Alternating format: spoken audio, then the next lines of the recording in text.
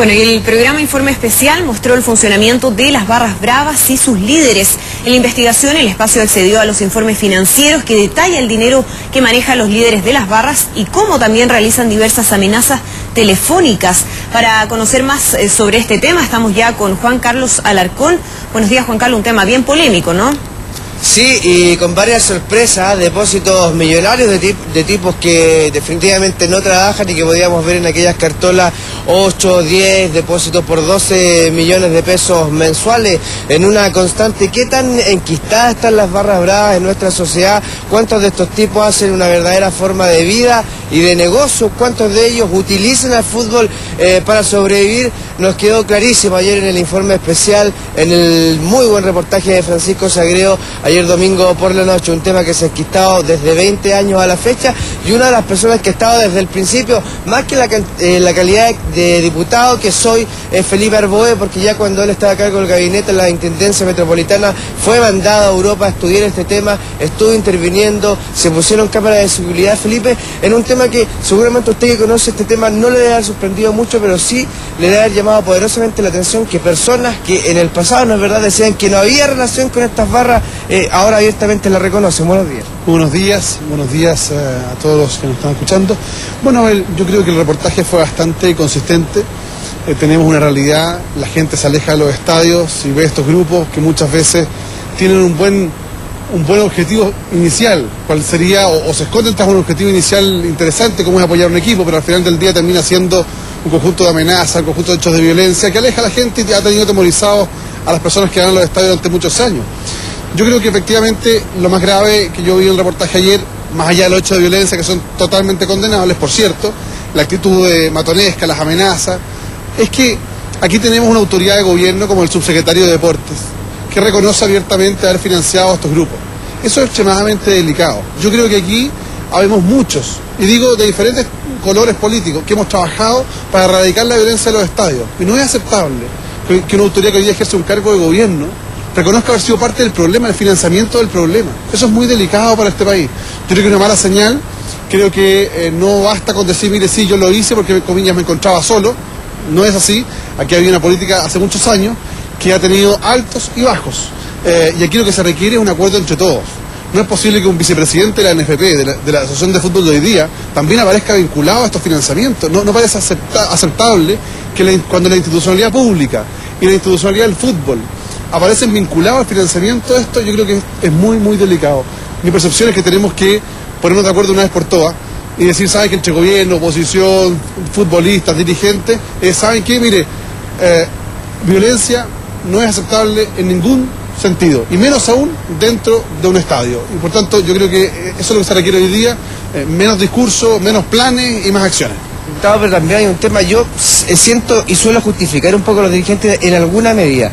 Estos tipos son muy violentos y utilizan el amedrentamiento, la amenaza física para sus fines. Veíamos los tuites, por ejemplo, en contra de la intendenta de la región metropolitana.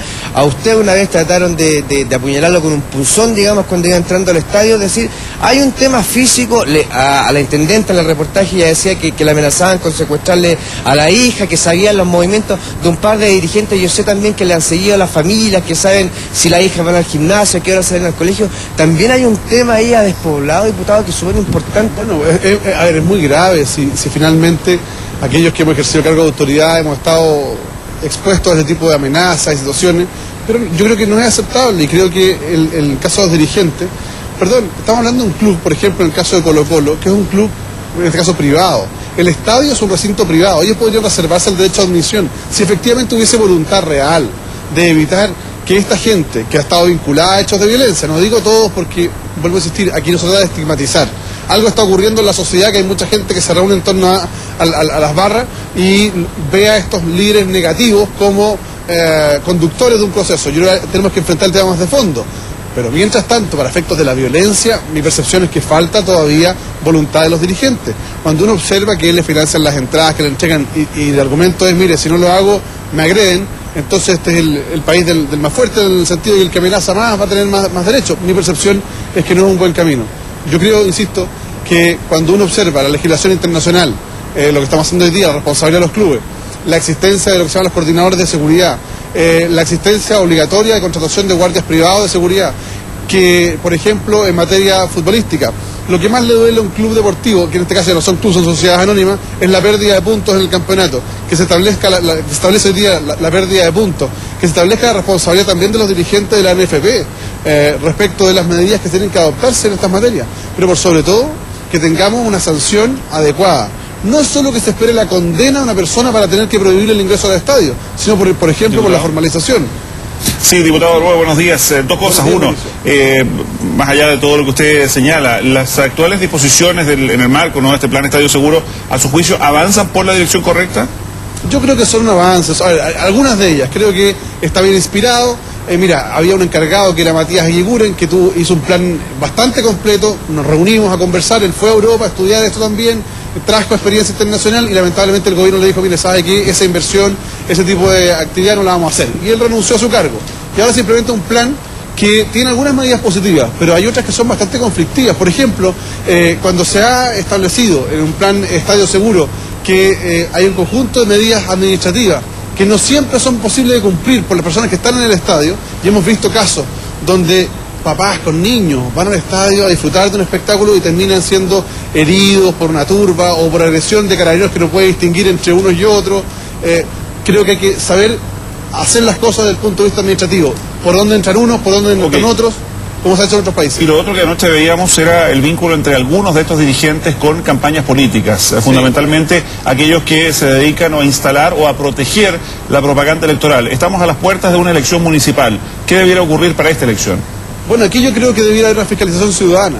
A mí me gustaría que las diputadas, los senadores, en este caso los alcaldes y concejales que van a competir, no hicieran de la elección municipal un lugar de batalla. Eso es inaceptable. Mi percepción es que hoy día tenemos un tremendo problema y yo espero que haya fiscalización ciudadana y que aquellos que han contratado barristas o personas violentas para el tipo de campaña no tengan que responder abiertamente. Yo creo que es muy importante que nosotros prediquemos con el ejemplo para efecto de evitar los hechos de violencia. Eso es fundamental.